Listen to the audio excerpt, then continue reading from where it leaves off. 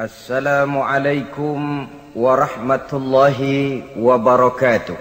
Waalaikumsalam warahmatullahi wabarakatuh.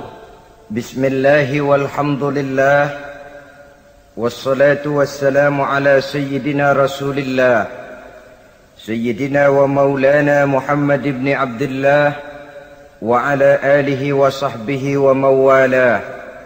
أما بعد سبحانك لا علم لنا إلا ما علمتنا إنك أنت العليم الحكيم لا حول ولا قوة إلا بالله العلي العظيم. Saudara-saudara kaum muslimin rahimakumullah, kalimat sibuk adalah kalimat yang paling sering digunakan orang dalam kehidupan ini. Lebih sering lagi kalimat sibuk dijadikan kambing hitam dalam berbagai persoalan, termasuk dalam kehidupan beragama. Kadang-kadang kita bertanya kepada seseorang, kenapa tadi malam tidak hadir di pengajian? Jawabannya sibuk. Kenapa Jumatan tidak kelihatan di masjid? Jawabannya sibuk. Kenapa dalam peringatan hari keagamaan tidak kelihatan aktif? Jawabannya sibuk. Kalau kita berbicara soal sibuk, siapa sesungguhnya orangnya dalam hidup ini yang tidak sibuk? Makin tinggi status sosial, akan makin tinggi pula tensi kesibukan yang kita hadapi.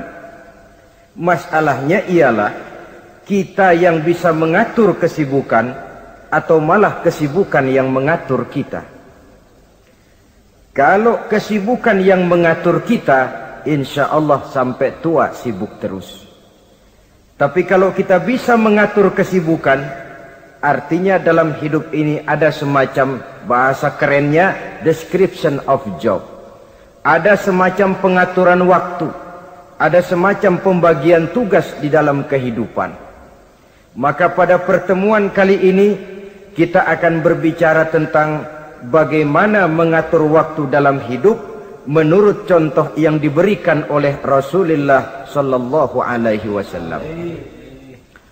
Menurut riwayat dari Siti Aisyah radhiyallahu anha, adalah baginda Rasul membagi waktu dalam hidupnya itu menjadi 3 bagian. Sepertiga untuk Allah, sepertiga untuk tugas, sepertiga lagi untuk keluarga. Jadi ada waktu untuk Allah, ada waktu untuk tugas, ada waktu untuk keluarga.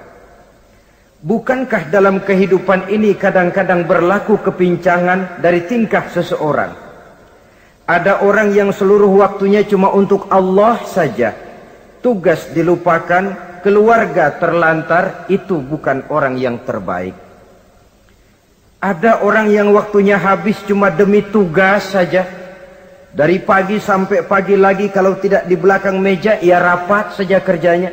Allah dilupakan, sujud tidak sempat, keluarga terbengkalai. Itu juga bukan orang yang baik. Ada juga orang yang waktunya cuma untuk keluarga, kerjanya ngumpul saja. Seperti bahasa Inggris bilang, mangan ora mangan pokoke ngumpul. Bermasyarakat tidak sempat, sujud tidak pernah, dengan kehidupan beragama jauh. Ini pun bukan orang yang terbaik.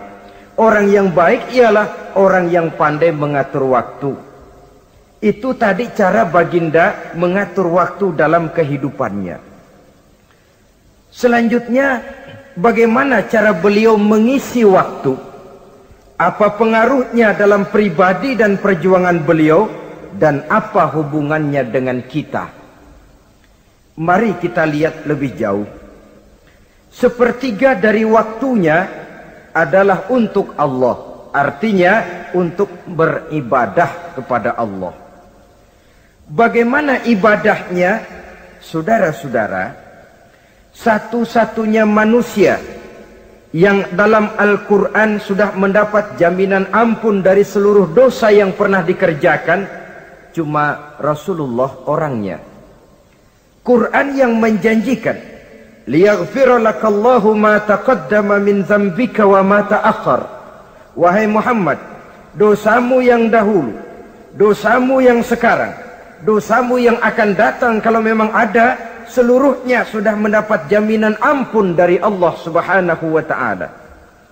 Orang yang nyata-nyata sudah mendapat jaminan ampun dari segala dosa ini, ibadahnya luar biasa. Luar biasa bagaimana? Sejarah menceritakan beliau kalau sholat malam sampai bengkak kakinya karena rajin sujud. Aisyah menceritakan, satu malam selesai sholat isya saya akan tidur. Saya lihat suami saya sedang sholat, maka saya pun tidur. Tengah malam saya terbangun dari tidur, saya lihat suami saya masih sholat juga. Saya tidur lagi. Menjelang sepertiga malam yang akhir saya bangun, saya lihat masih sholat juga. Saya hampiri beliau. Saya tanya setelah sholatnya usai, "Bang," kata Aisyah, "ada apa yang?" Kata baginda Rasul. Sebab beliau itu, jangan senyum kalau saya katakan yang di sini. Sebab beliau itu pandai sekali menyenangi hati istrinya. Panggilan kelihatannya sepele, tapi bisa menghidupkan keharmonisan dalam rumah tangga. Beliau apabila memanggil Siti Aisyah dengan kalimat Humaira, "Ya Humaira," wahai yang pipinya kemerah-merahan. Cantik sekali panggilannya untuk istrinya. Kita kadang-kadang terlalu jujur tapi nyakitin. Mentang-mentang bini hitam, kalau manggil bini hitam, sini lo. Jujur tapi nyakiti itu. Hadirin yang saya muliakan, baginda menjawab, "Ada apa ya? Abang ini kan dosanya sudah mendapat jaminan ampun dari Allah." "Iya, lalu gimana?" "Ya kalau ibadah jangan terlalu gitu-gitu bener." "Kenapa sih?" "Orang sudah dapat jaminan ampun itu kan mestinya tenang, aman. Ini malah seolah-olah beliau orang yang paling banyak mempunyai dosa. Tidak puas melaksanakan hanya sholat yang wajib ditambah dengan yang sunnah-sunnah. Tidak usah gitu-gitu bener lah bang, sudah dapat jaminan ampun ini." Terhadap usul istrinya ini, apa jawab beliau? Sederhana, tapi melambangkan sikap jiwa yang luhur. Beliau menjawab, "Aisyah, afala uhibbu an akuna abdan syakura." Yang, apa saya tidak senang kalau saya ini oleh Allah mendapat gelar abdan syakura, hamba yang pandai bersyukur, hamba yang tahu berterima kasih.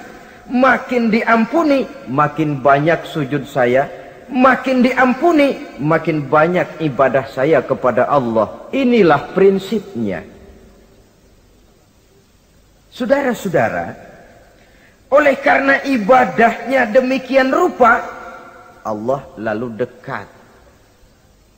Oleh karena Allah dekat, perjuangan beliau itu, walaupun Quraisy melakukan segala macam cara dan usaha, mengeluarkan segala daya dan dana, kemampuan dan kekuasaan, tidak pernah berhasil mematahkan, walaupun berhasil menekan perjuangan baginda Rasulullah sallallahu alaihi wasallam. Coba kalau kita buka sejarah, beliau itu kan mulai berjuang sendiri, yang dihadapi masyarakat yang keras, kasar, brutal.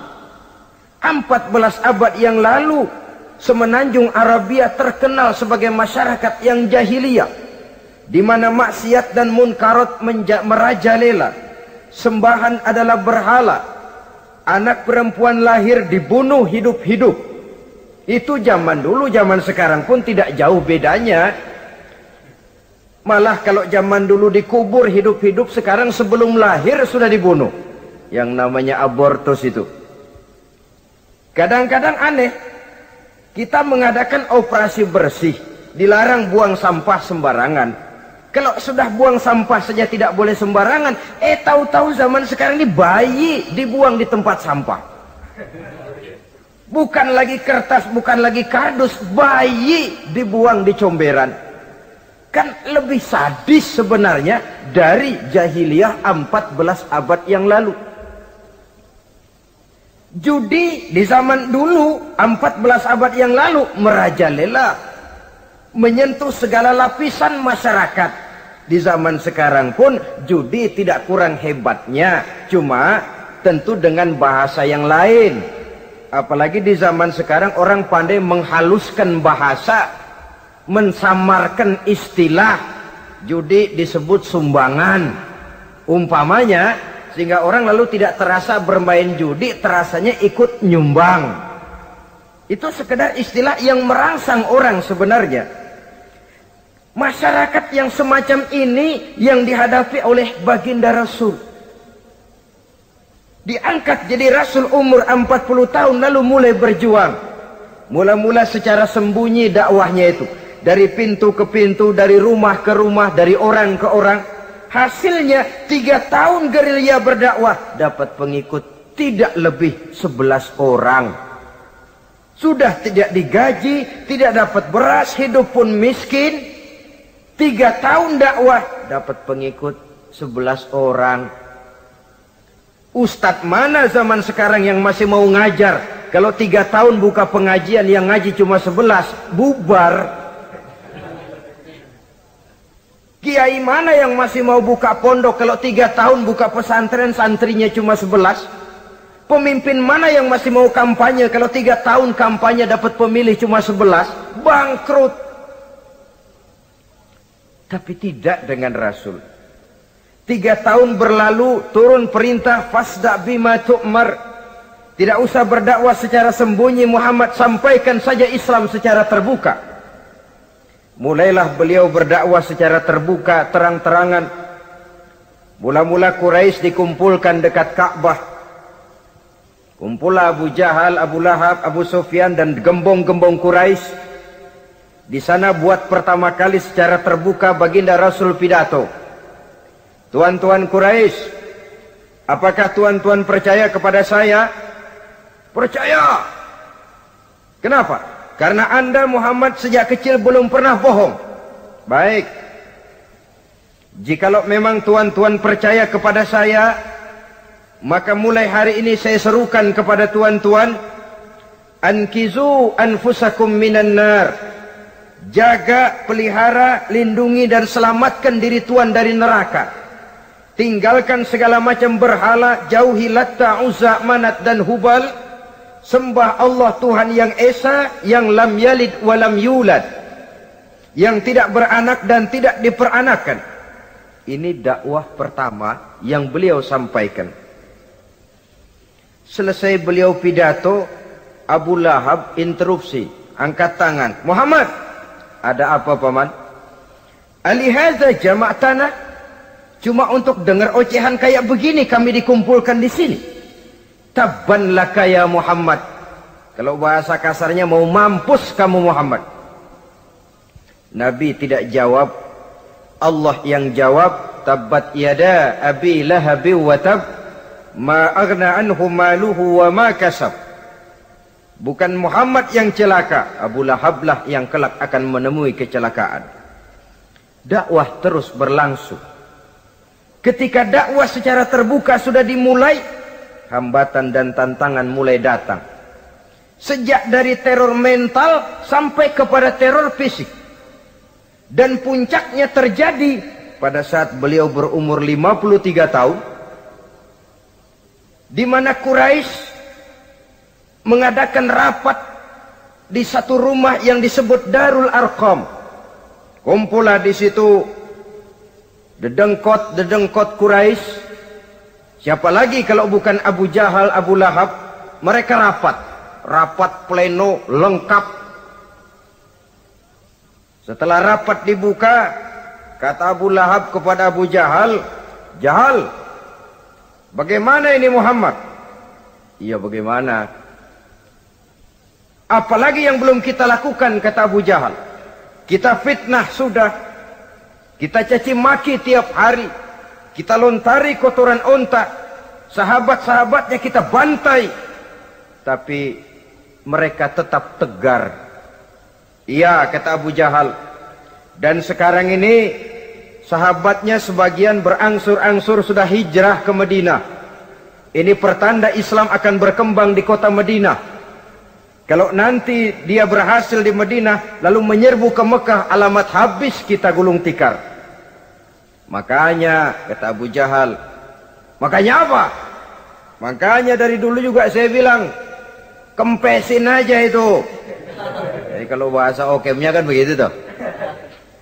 Bunuh saja Muhammad, bunuh. Iya, soal bunuh sih gampang kata Abu Lahab. Tapi Muhammad kan tidak keluar dari batu. Dia punya keluarga, sanak famili dan handai tolan. Kalau keluarganya menuntut balas bagaimana ini? Gampang. Kita kan banyak punya suku. Tiap-tiap suku kan punya juara, tukang-tukang pukul. Sewa saja, tiap suku ambil tukang pukulnya, kita kepung rumah Muhammad, bunuh sama-sama. Kalau keluarganya akan menuntut balas, dia akan berhadapan dengan seluruh suku yang ada di semenanjung Arabia ini. Bagaimana, setuju? Setuju. Nah, sudah. Kapan kita bunuh Muhammad? Kapan lagi? Tidak usah buang waktu. Besok malam. Ya, besok malam kita bunuh Muhammad. Tapi awas, semua yang ikut rapat di sini, ingat baik-baik, ini rahasia negara. Besok malam kita akan membunuh Muhammad. Siapa yang berani membocorkan rahasia negara ini, supersip. Dianggap menghambat program Quraisy. Itu nanti dijatuhi hukuman berat ya. Jaga rahasia baik-baik bahwa besok malam kita akan membunuh Muhammad. Sanggup? Sanggup. Rapat selesai. Hadirin boleh bubar ke rumah masing-masing. Pulang. Namanya manusia, bocor juga rahasia ini. Begitu pulang, cerita sama istrinya, Bu, anu loh Bu, apa Pak? Saya tadi ikut rapat. Rapat apa tuh Pak? Besok malam akan ada pembunuhan. Pembunuhan? Pembunuhan. Siapa toh yang mau dibunuh? Muhammad. Tapi jangan bilang-bilang ya, ini rahasia negara. Ini rahasia negara Bu, jangan bilang-bilang. Iya Pak, iya. Nah, besok pagi istrinya ngobrol sama tetangganya. Mbak Ayu, tahu nggak? Apa toh? Nanti malam akan ada pembunuhan. Siapa yang mau dibunuh? Muhammad. Loh, sampean taunya dari mana? Suami saya ikut rapat, tapi jangan bilang-bilang ya Bu ya.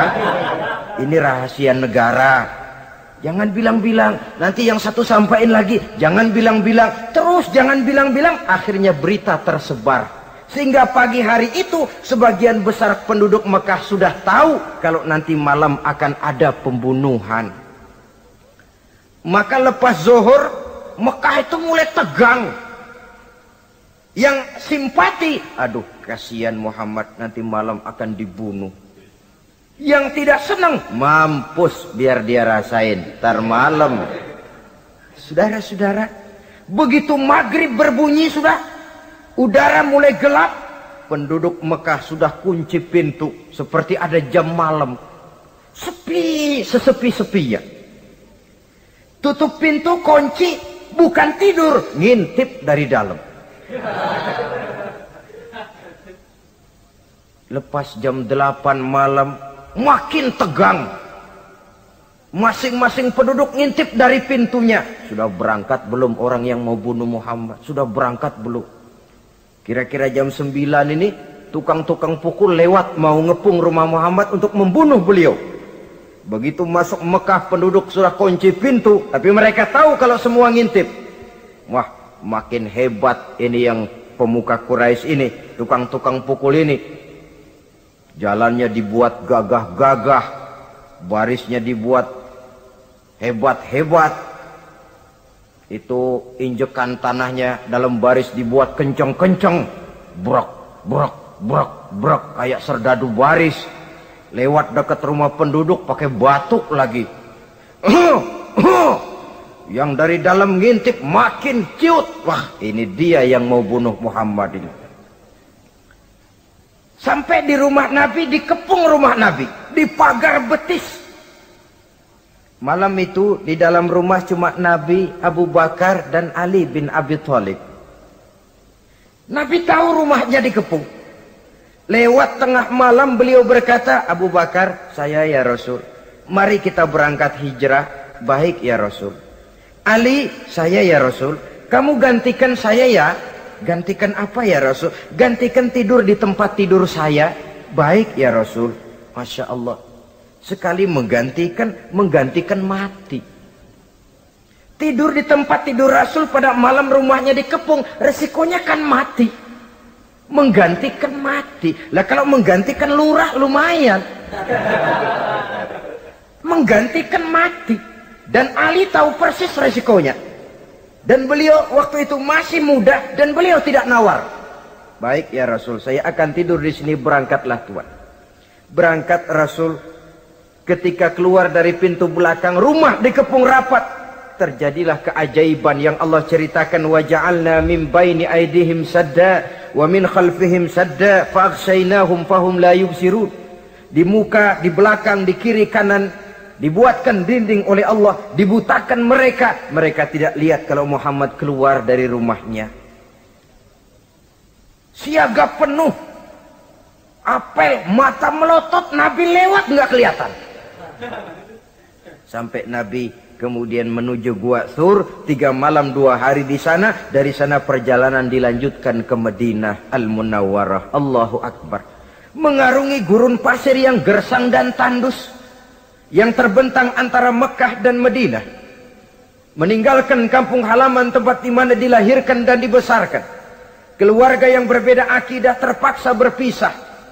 Kok kuat? Kok bisa? Kok sanggup? Di mana rahasia kekuatannya? Beliau punya sandaran vertikal. Ibadahnya kepada Allah. Dengan bahasa kita sekarang, beliau punya backing. Backingnya tidak kepalang tanggung, yang serba maha. Maka saya mengajak kepada seluruh kaum muslimin, di zaman sekarang kan orang lagi main backing-backingan. Ya, nah, siapa yang punya backing punya jalu. Saya cuma mengajak, kalau mau cari backing jangan kepalang tanggung. Carilah backing yang serba maha. Maha gagah, maha tahu, maha adil, maha bijaksana, maha segala-galanya. Dan dialah Allah Subhanahu wa ta'ala. Saudara punya backing kolonel, tanggung. Nanti dia pensiun habis. Yang kolonel saja tanggung, apalagi yang kopral. Kalau mau cari backing, carilah backing yang serba maha, Allah Azza wa Jalla. Caranya tentu dekat kepadanya. Untuk dekat kepadanya melalui jalur yang sudah diatur olehnya, melalui Rasulullah Sallallahu Alaihi Wasallam, yaitu solat, ibadah. Makin tinggi nilai ibadah, makin dekat kita dengannya. Makin dekat dengannya, makin banyak fasilitas yang akan diberikan untuk kita. Saudara pegawai negeri ingin cepat naik golongan, itu caranya 2. Pertama, jam kantor disiplin. Jam 7 masuk. Jam 3 pulang. Kalau belum jam pulang, jangan pulang. Yang kedua, tambahan di luar jam kantor, sering-sering datang ke rumah kepala bagian. Apa malam minggu, apa hari minggu, apa bawa jeruk, apa pisang Ambon, kan begitu toh. Ini nanti kan kepala bagian kan nilai. Karyawan saya yang satu ini jam kantornya disiplin, tambahan dia sering datang hari minggu di luar jam kantor bawa jeruk lagi. Ini mestinya belum naik lah, gue naikin dulu ke atas. Naik, saudara-saudara. Yang saya maksud apa? Itu zuhur, asar, maghrib, isya, subuh, jam kerja resmi itu. Jam kantor. Lah, ada kunjungan di luar jam kantor. Yang namanya tahajud, yang namanya hajat, yang namanya duha. Nanti kan Allah lihat, ini hambaku yang satu ini jam kantornya betul. Zuhur, asar, maghrib, isya, subuhnya tepat. Tambahan di luar jam kantor, dia sering menghadap kepadaku. Nah, hambaku ini aku angkat kau maqamam mahmuda, ke satu tempat yang terpuji. Kalau Allah yang ngangkat, satu negara orang mau rendahkan kita, kita akan tetap tinggi. Kalau Allah mau rendahkan, satu negara mau angkat kita, kalau memang dasar mesti nyungsap ke bawah. Inilah perlunya sandaran vertikal. Inilah perlunya kita mempunyai backing hanya kepada Allah. Pada waktunya orang akan sampai ke titik jenuh. Dalam kesunyian orang sering mempertanyakan eksistensi diri, mulai mempertanyakan hakikat keberadaannya. Di tengah kesibukan bisnisnya, di tengah kesibukan kerja dari rapat ke rapat, dari kantor ke kantor, dari tender ke tender, orang akan sampai kepada titik jenuh. Dikala itu dia memerlukan ketenangan, dikala itu dia memerlukan kedamaian, dikala itu dia mencari eksistensi diri. Sebenarnya hidup ini mau apa sih? Cuma sekedar menjalani hal-hal yang rutin saja, pergi pagi pulang sore, peras keringat banting tulang, atau ada tujuan yang lebih luhur daripada sekedar ini? Dikala itulah dia mulai mencari jalur untuk mendekatkan diri kepada Sang Pencipta. Dan tidak bisa ingin dekat dengan Allah, saudara, pakai aturan sendiri. Ingin dekat dengan gubernur harus ikut aturan yang ditetapkan oleh protokolnya gubernur. Ingin dekat dengan presiden, ya ikut jalur yang sudah disusun oleh protokolnya presiden. Ingin dekat dengan Allah, ya ikut jalur yang sudah diatur oleh Allah melalui Rasulnya. Apa itu? Ya diantaranya sholat, puasa, dan ketentuan-ketentuan ibadah yang lain. Tidak bisa dengan prinsip, yang penting kan hati baik, berjiwa bersih, akhlak luhur. Tidak usah sholat kalau hati baik sudah dekat dengan Allah. Oh, alangkah enaknya kalau begitu. Kalau dengan itu bisa dekat dengan Allah, rasanya Nabi Muhammad yang paling dulu berhenti sembahyang. Kenapa? Beliau orang yang hatinya paling baik. Beliau orang yang budinya paling luhur. Kalau budi luhur dan hati baik sudah menjamin untuk dekat dengan Allah, Nabi dulu berhenti sholat. Nyatanya tidak. Beliau orang yang berbudi luhur, berakhlak baik, entoh ibadahnya demikian rupa. Dan beliau adalah standar untuk kita jadikan contoh dalam mengamalkan ajaran-ajaran agama di kehidupan kita ini. Saudara, itu tadi sepertiga waktu beliau untuk ibadah, untuk Allah. Sepertiga yang kedua dari waktu beliau adalah untuk tugas. Dalam hal ini, sebagai seorang Rasul, menyampaikan risalah Islam berhadapan dengan umat. Yang jadi soal ialah, apa modal utama beliau di dalam melaksanakan tugas? Dan ini nanti sebagai cerminan buat kita. Modal utamanya pertama adalah keteladanan, dan yang kedua adalah akhlak. Sekarang ini kita hampir nyaris mengalami berbagai macam krisis. Yang paling santer kita dengar adalah krisis wibawa. Ada pak guru dicegat muridnya di jalanan, dipukulin karena nggak naik kelas katanya. Nampaknya guru nggak lagi berwibawa. Di satu pihak mungkin karena si guru tidak bisa digugu dan ditiru. Di lain pihak juga murid tidak lagi mengenal arti rasa hormat kepada pak guru. Nah, kenapa krisis wibawa timbul? Karena tidak ada keteladanan. Adapun Rasul, wibawa beliau timbul di tengah umat karena keteladanan ini. Apapun yang beliau ajarkan kepada umat, beliau adalah pelaksana pertama. Dengan kata lain, satunya kata dan perbuatan. Ini yang sangat diperlukan di zaman kita sekarang. Bukan cuma sekedar simposium, muktamar, kongres, rapat besar dengan keputusan bertumpuk-tumpuk kertas di atas meja, tetapi tidak pernah terrealisir dalam kehidupan.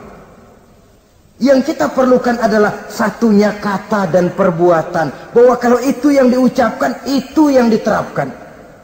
Kalau itu yang diteorikan, itu yang dikerjakan. Keteladanan. Yang kedua, rahasia sukses beliau dalam melaksanakan tugas berhadapan dengan umat, akhlak. Beliau tidak menyampaikan Islam ini dengan kekerasan, tidak juga dengan bujuk rayu harta, tidak pula dengan menakut-nakuti orang. Belum pernah kita baca dalam sejarah beliau teriak-teriak, awas yang tidak masuk Islam dipecat jadi orang Arab. Tidak. Atau dengan bujuk rayu, ayo siapa masuk Islam super mie 2 bungkus. Tidak. Sebab kebenaran tidak bisa dipupuk dengan materi. Kebenaran adalah soal keyakinan, dan keyakinan adalah soal batin. Orang yang beragama karena tertarik kepada supermi, orang yang beragama karena tertarik kepada pakaian, kepada obat-obatan, nilai imannya dipupuk dengan materi. Dan usaha seperti itu sama saja dengan menegakkan benang basah. Dia percaya kepada sesuatu yang dia tidak mengerti. Dia yakin kepada sesuatu yang dia tidak tahu apa bentuk yang dia yakini itu.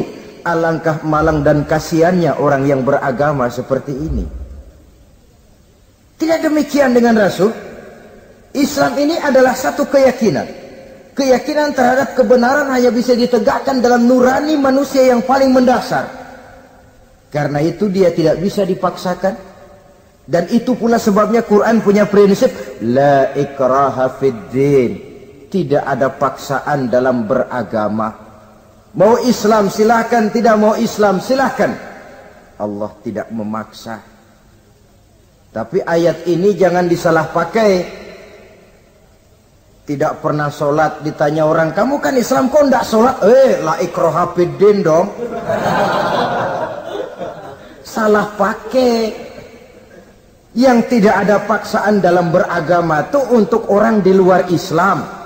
Kepada tuan-tuan di luar Islam, la ikraha fid din. Tidak ada paksaan masuk Islam. Tapi kalau sudah masuk ke dalam Islam, maka berlaku peraturan Islam. Contohnya begini saja, tidak ada paksaan masuk ke rumah saya. Itu toh. Mau masuk silahkan, tidak mau masuk tidak ada urusan. Tapi sekali saudara masuk ke rumah saya, saudara harus ikut tata tertib yang ada di dalam rumah saya. Kira-kira beragama itu begitu. Tidak ada paksaan masuk Islam. Tapi sekali saudara masuk Islam, maka berlaku peraturan Islam untuk kehidupan saudara. Jadi la ikraha fid din ini buat orang di luar garis. Allah tidak maksa-maksa orang mau masuk Islam, mau tidak. Silahkan saja. Tapi ketika orang mendapat hidayah, masuk ke dalam Islam, peraturan Islam berlaku dalam kehidupannya. Saudara hadirin, kaum muslimin rahimakumullah. Akhlak. Mari kita lihat lebih jauh bagaimana sih akhlak beliau yang mulia itu. Allahu Akbar. Kalau orang berakhlak kepada teman, itu sih biasa. Tapi berakhlak kepada musuh, ini yang luar biasa. Ini yang agaknya Allah saja memuji beliau. Wa innaka la'ala khuluqin azim. Engkau Muhammad benar-benar berada di atas budi pekerti yang luhur dan terpuji. Kalau saya baik kepada orang yang memang baik kepada saya, logis toh, wajar, memang harusnya. Tapi berbuat baik kepada orang yang jahat terhadap saya, ini yang tidak setiap orang bisa. Nah, sebab itu saya tidak ingin menceritakan akhlak beliau kepada sahabat, namanya juga kepada sahabat. Saya akan kutip beberapa riwayat yang menceritakan bagaimana akhlak beliau kepada orang yang nyata-nyata memusuhinya. Berbagai riwayat menceritakan bagaimana beliau ketika di Taif dilontari orang dengan batu, yang melontari beliau malah mendapat doa, Allahumma hdi qaumi fa innahum la ya'lamun. Ya Allah, berikan hidayah, berikan petunjuk kepada mereka yang melontari saya dengan batu, karena mereka tidak tahu. Kalau saja mereka tahu, mereka tidak akan melontari saya dengan batu. Ya Allah, berikan hidayah kepada mereka. Padahal ketika itu malaikat Jibril menawarkan jasa. Muhammad, kalau kamu mau orang yang melontari kau dengan batu itu hancur, saat ini juga saya angkat Jabal Uhud, saya timpakan mereka biar mati semua. Mau Muhammad? Jangan Jibril, mereka tidak tahu. Kalau saja mereka tahu, mereka tidak akan melontari saya dengan batu. Lebih baik doakan mereka supaya mendapat hidayah dari Allah. dalam kondisi kepepet, dilontari dengan batu, malaikat Jibril datang menawarkan jasa. Beliau lebih memilih mendoakan orang yang berbuat jahat itu. Ya Allah, bukan main. Umumnya kita kan kalau lagi kepepet ada yang nolongin, girang bener. Andai kata kita yang jadi nabi, disambitin orang, datang malaikat Jibril nawarin, bagaimana sikat? Abisin aja dah.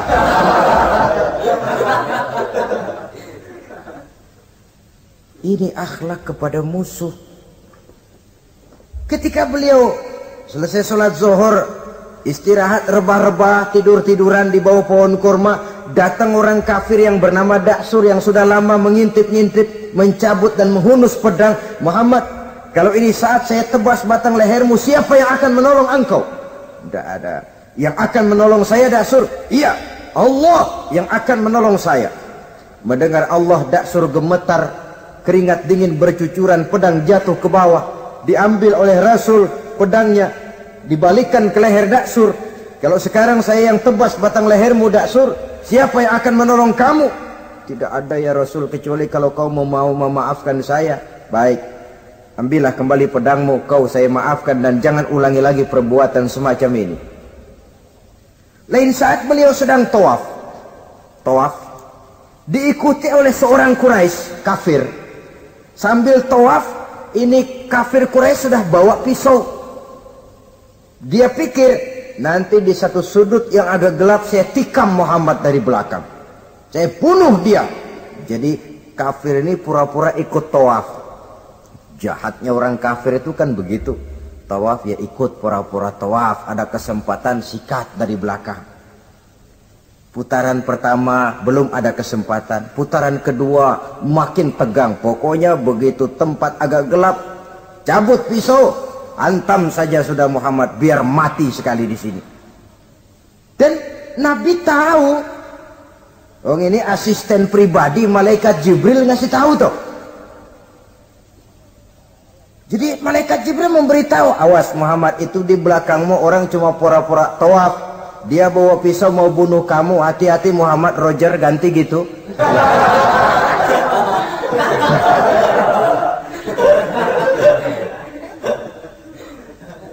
Tahu persis beliau. Sampai di satu sudut yang gelap, si kafir ini mencabut pisau. Nabi nengok ke belakang, menoleh Nabi. Begitu menoleh, Quraisy ini kan ketangkep basah. Bahasa Arabnya yumsak mablul katanya. Ketangkep basah, grogi, salah tingkah, garuk nggak gatel, kasihan ngelihatnya sudah. Ya namanya orang ketangkep basah itu. Mau alasan apa? Nggak beralasan ya, harus merasa harus membela diri, gemetar nggak karu-karuan. Kata Nabi senyum. Mau apa, Mas? Ano Rasul. Ini ano apa? Ano. Sudah, saya kan tahu kamu mau bunuh saya toh. Sudah, saya sudah tahu kok. Om kamu jangan pura-pura. Kamu kan mau bunuh saya kan? Terus terang saja. Iya Rasul, iya. Sekarang gimana? Enggak berani Rasul. Minta maaf saja. Ya kalau sudah kamu minta maaf begitu, sudah kamu pulang sana, jangan diulangi lagi ya. Begitu mudah beliau memaafkan orang yang nyata-nyata mau menghabisi nyawanya. Sepanjang itu belum terwujud, sepanjang itu belum terbentuk dalam artian real, sangat mudah beliau memaafkan orang. Saudara hadirin kaum muslimin rahimakumullah, pemaaf, lapang dada, toleransi, menghargai pendapat para sahabatnya. Ini sederetan dari akhlak yang terpuji. Sehingga karena keluhuran akhlak inilah yang menyebabkan orang tertarik masuk ke dalam Islam. Beliau berprinsip apa? Basyiru wala tunaffiru, yassiru wala tu'assiru. Gembirakan orang, jangan ditakut-takuti. Mudahkan persoalan orang, jangan dibikin sulit. Ini kan satu prinsip yang sangat baik dalam melaksanakan dakwah, dalam menyampaikan misi. Apapun tugas kita di masyarakat, sebagai pegawai pemerintahan, pejabat negara, pedagang, pengusaha, seniman, ustadz, mubaligh, kiai, ulama. Dalam berbagai profesi, modal utama untuk sukses adalah akhlak. Sebab hati kita yang tahu cuma Allah. Orang lihat penampilan kita, orang lihat muka kita. Sebab itu Nabi katakan, innakum la tas'una an-nasa bi amwalikum walakin yas'uhum minhum bastul wajhi wa husnul khuluqi.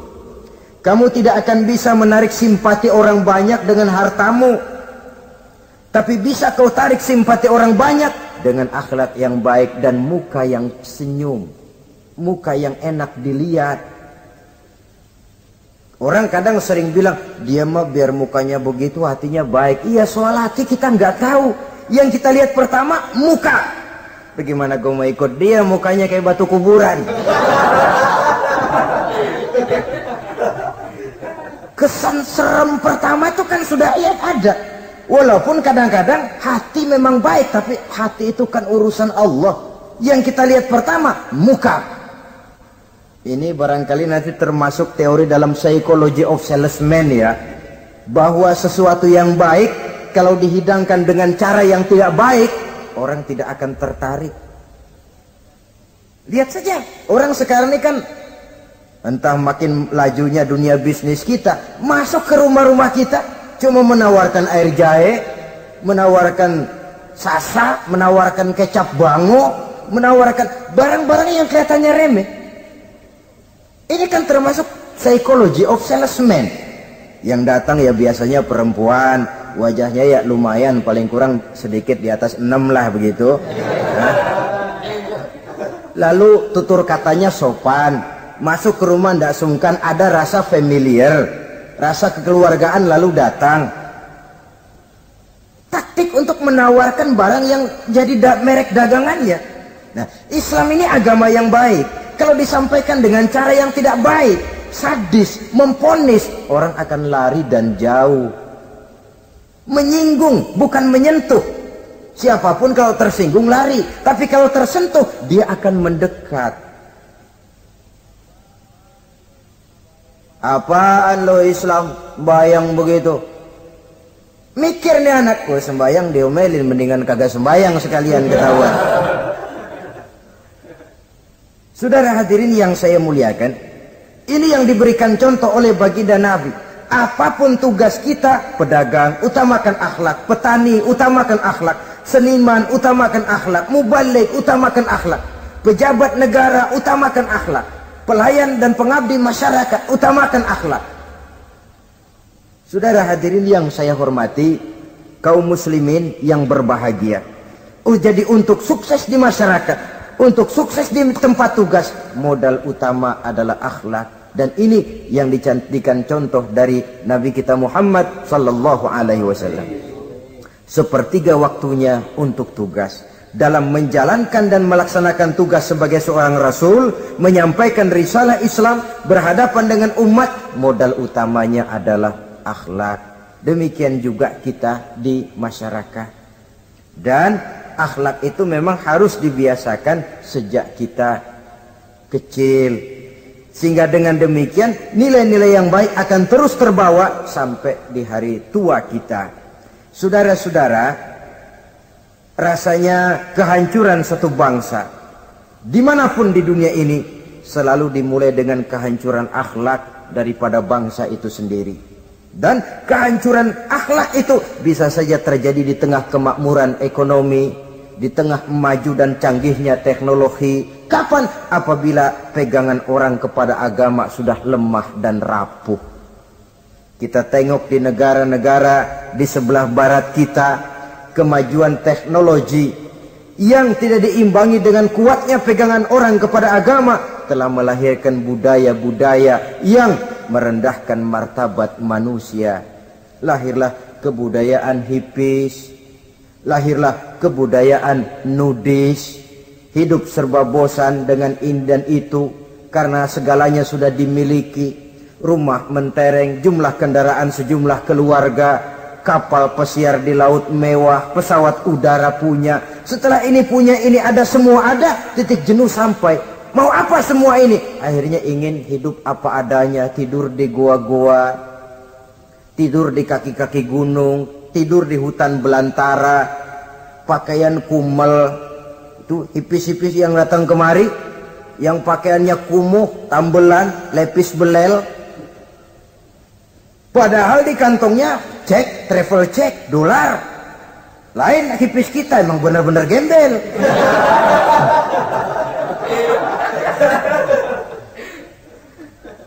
Merasa jenuh, merasa bosan. Bahkan sebuah berita dari Jerman, orang terlalu kaya, pulau dibeli. Di pulau itu dia bikin satu klub yang bernama klub nudis. Setiap anggotanya boleh masuk ke pulau itu dengan catatan tidak boleh pakai pakaian selembar pun, alias bugil, telanjang bulat. Sudah telanjang bulat itu. Dan di sana berlakulah apa yang disebut serba boleh. Jadi kalau di sana ke sana saudara bawa istri, masuk anggota, ya silahkan saja. Istilah tukar pakai, simpan pinjam, bisa-bisa saja, asal suka sama suka. Asal perbuatan yang dianggap tidak merugikan orang lain, suka sama suka, sudah tidak bisa dituntut oleh norma yang berlaku. Ya. Itulah sebabnya kita sering prihatin bahwa kemajuan sering membawa pergeseran nilai. Apabila kita tidak bisa menghindarkan diri dari proses pergeseran nilai, setidaknya kan kita bisa menjaga diri jangan sampai hanyut oleh nilai-nilai yang negatif. Akhlak, baik sebagai muslim, baik sebagai bangsa Indonesia yang berkepribadian luhur, itu merupakan cerminan kita. Saya prihatin, belum lama diselenggarakan kontes bibir terindah. Kontes bibir terindah itu kira-kira apa manfaatnya? Apa yang jadi ukuran? Dan bukankah bibir karunia Tuhan? Ya kalau yang bibirnya mungil bisa ikut kontes lah, kalau yang jebleh gitu.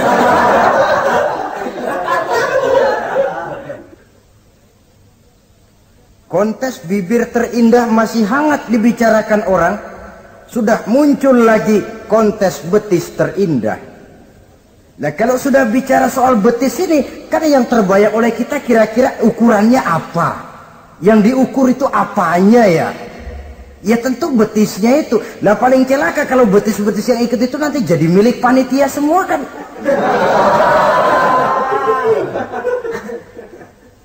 Yang tidak usah kita mengukur dengan kacamata agama, dengan budaya kita sebagai bangsa Indonesia yang berfalsafahkan Pancasila, rasanya mendengarnya saja kok sudah tidak sah gitu loh.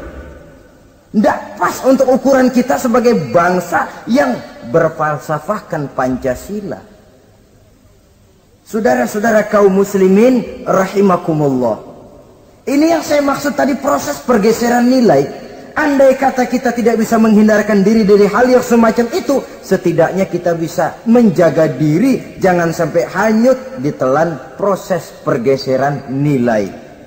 Dan memelihara nilai-nilai akhlak ini dari hari ke hari memang tidak semakin ringan, bahkan akan semakin berat, karena tantangan yang kita hadapi juga akan semakin berat. Inilah sepertiga yang kedua dari waktu beliau untuk melaksanakan tugas. Jadi modal utama dalam melaksanakan tugas akhlak. Di antara nilai akhlak itu prinsip Nabi tadi, gembirakan orang, jangan ditakut-takuti, mudahkan urusan orang, jangan dibikin sulit. Sehingga kalau yang memang mudah lalu dipersulit, itu sudah mencerminkan akhlak yang tidak diajarkan oleh Rasulullah sallallahu alaihi wasallam. Kemudian yang terakhir, sepertiga yang ketiga dari waktu beliau adalah untuk keluarga. Jadi tadi ada waktu untuk Allah, ibadah, ada waktu untuk tugas, dan yang ketiga ada waktu untuk keluarga. Bagaimana Rasul di tengah keluarganya? Anas bin Malik bercerita, saya 11 tahun membantu di rumah tangga Rasul.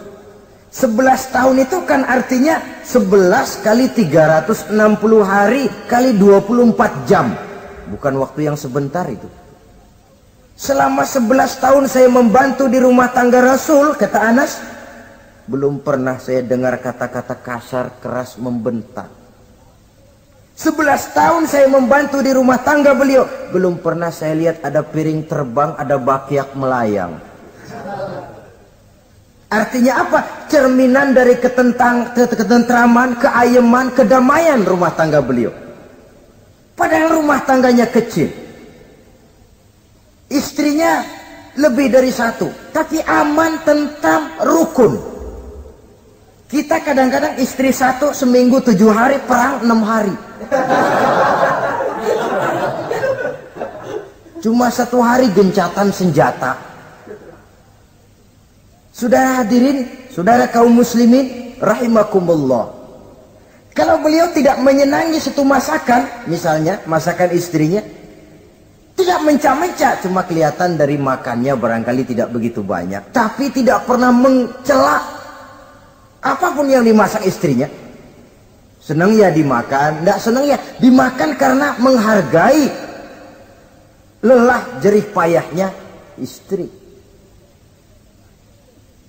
Ini kelihatannya sepele, tapi dari sini keharmonisan rumah tangga itu bisa saja timbul. Bukankah seseorang hanya bisa sukses di tempat tugas? Jadi apapun dia, kalau berangkat dari ketentraman dan ketenangan di rumah tangga. Dan tidak ada orang bisa meraih sukses kalau dia berangkat dari rumah tangga yang berantakan. Itulah sebabnya ini sangat diperhatikan oleh baginda Rasul.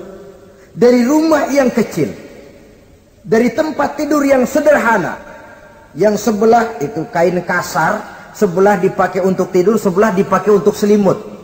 Jadi kasur merangkap selimut. Allahu Akbar.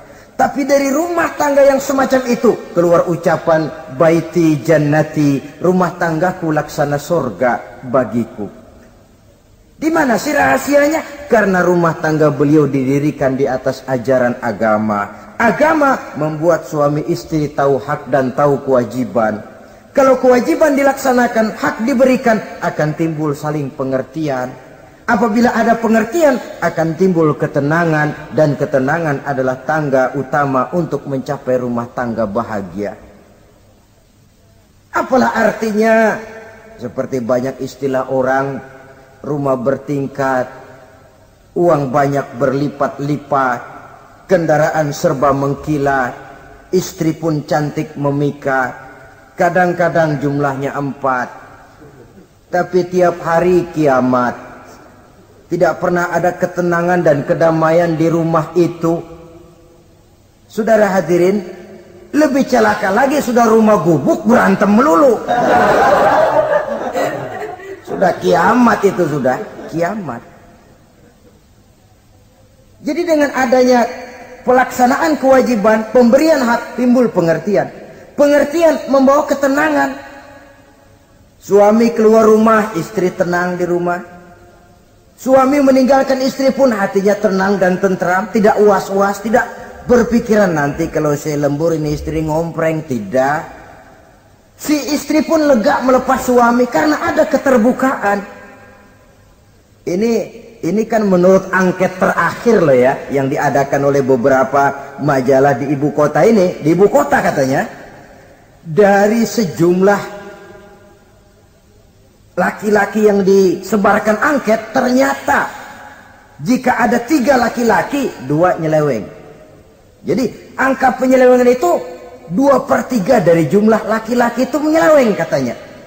Ya mudah-mudahan yang kumpul di sini termasuk 1/3 yang nggak nyeleweng itulah. Dan tidak semua bentuk penyelewengan itu karena alasan ekonomi. Bukan pula karena alasan ketidaksetiaan istri. Tapi merupakan cerminan dari sikap hidup di mana orang jauh dari nilai-nilai agama, sehingga penyelewengan itu dianggap sesuatu yang manusiawi, biasa-biasa saja, bahkan kadang-kadang ikut membentuk status sosial, melahirkan kebanggaan. Innalillahi. Orang kalau sudah bangga nyeleweng bangga, itu kiamat sudah. Sama saja, bikin dosa ketawa. Waduh, itu malaikat gemes benar. Udah bikin dosa cengengesan, cengir, tidak ada rasa nyesel, tidak ada rasa takut, tidak ada rasa bersalah, biasa gitu. Saudara hadirin yang saya muliakan, ini kan cerminan dari rapuhnya pegangan orang kepada agama. Jadi untuk membina rumah tangga yang bahagia ini, sepertiga dari waktu untuk di tengah keluarga, menghidupkan nilai-nilai agama di rumah tangga kita.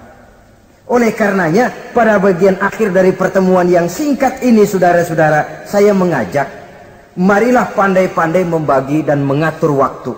Ada waktu untuk Allah, ada waktu untuk tugas, ada waktu untuk keluarga. Syukur kalau ada keseimbangan. Tapi kalau tidak, istilah usul fikih itu tatimul aham minal muhim, mendahulukan yang terpenting dari yang penting. Kalau ada 3 persoalan semuanya penting, tentu di antara 3 ini kan ada yang lebih penting. Yang itulah yang dikerjakan lebih dulu. Dan ini tidak berarti bahwa penjatahan waktunya harus sama. Untuk ibadah dalam sehari semalam sekian jam, untuk tugas sekian jam, untuk keluarga sekian jam. Tidak bisa kita targetkan begitu. Dan yang dimaksud di sini pun adanya pengaturan. Pengaturan tidak berarti bahwa harus sama waktunya, tidak. Kita melihat kepentingannya. Saudara hadirin, sama saja di zaman sekarang, kalau dengan pembangunan kita ingin menciptakan pemerataan di kalangan rakyat, itu tidak berarti bahwa rakyat Indonesia ini standar ekonomi harus sama semua seperti yang dicita-citakan komunis. Tidak bisa. Menciptakan pemerataan artinya kalau yang kaya bisa semakin kaya, kenapa yang miskin tidak bisa naik jadi sedikit kaya? Dan artinya menciptakan kesempatan kepada setiap penduduk Indonesia untuk merubah tahap dan taraf kehidupannya. Demikian juga adanya pengaturan waktu. Bukan berarti untuk Allah sekian jam, keluarga sekian jam, tugas sekian jam. Sebab jam-jam ini sulit kita jatahkan. Kadang-kadang tugas, kadang-kadang keluarga, kadang-kadang ibadah kita sedang gandrung. Yang penting ada keseimbangan dalam cara kita mengatur waktu itu. Nah, saudara-saudara, demikianlah pertemuan dan pembicaraan kita kali ini. Terima kasih atas segala perhatian. Mohon maaf atas segala kekurangan. Usikum wa nafsi bitaqwallah. Wassalamualaikum warahmatullahi wabarakatuh.